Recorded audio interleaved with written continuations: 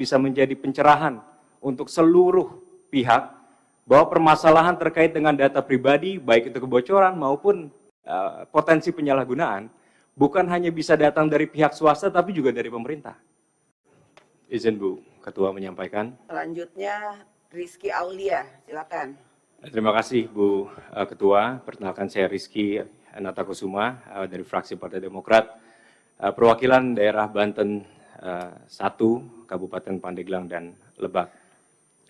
Saya paham betul Bu Ketua bahwa semangat kita hari ini adalah untuk membahas kerangka ekonomi makro, pokok-pokok kebijakan fiskal.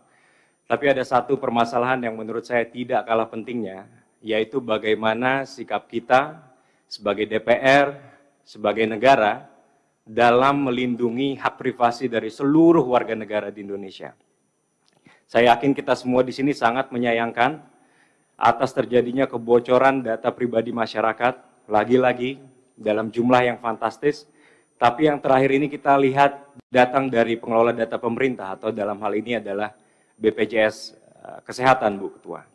Tentu kami mengharapkan Kementerian Kominfo bisa langsung bertindak cepat, membangun koordinasi dengan lembaga siber Polri, Badan Siber dan Sandi Negara, serta lembaga keamanan digital lainnya untuk memastikan permasalahan ini bisa diselesaikan dengan segera.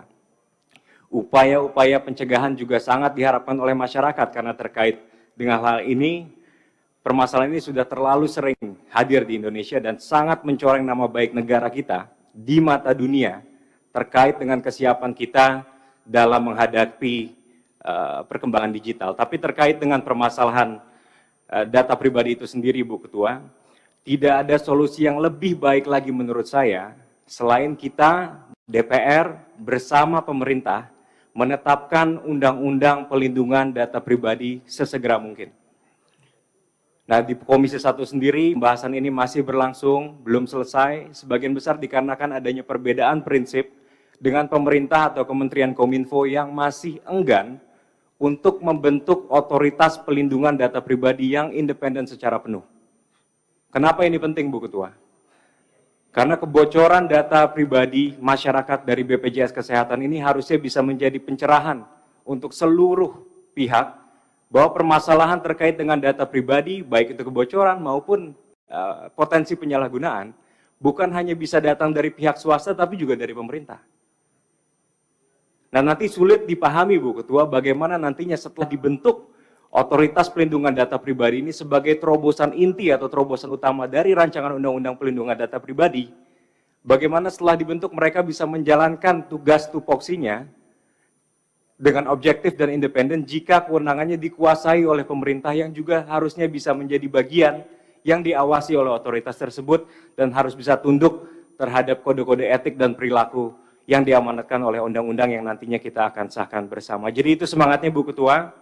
Kami menginginkan adanya otoritas pelindungan data pribadi yang independen, berdiri di luar Kementerian Kominfo, agar setelah disahkan dan dibentuk nanti bisa menjalankan tugasnya secara objektif, termasuk terhadap pemerintah itu sendiri. Dan saya harapkan gagasan ini bisa secara konsisten mendapatkan dukungan dari rekan-rekan lintas fraksi. Terima kasih, Bu Ketua. Saya kembalikan. Wabillahi taufiq wal hidayah. Assalamualaikum warahmatullahi wabarakatuh.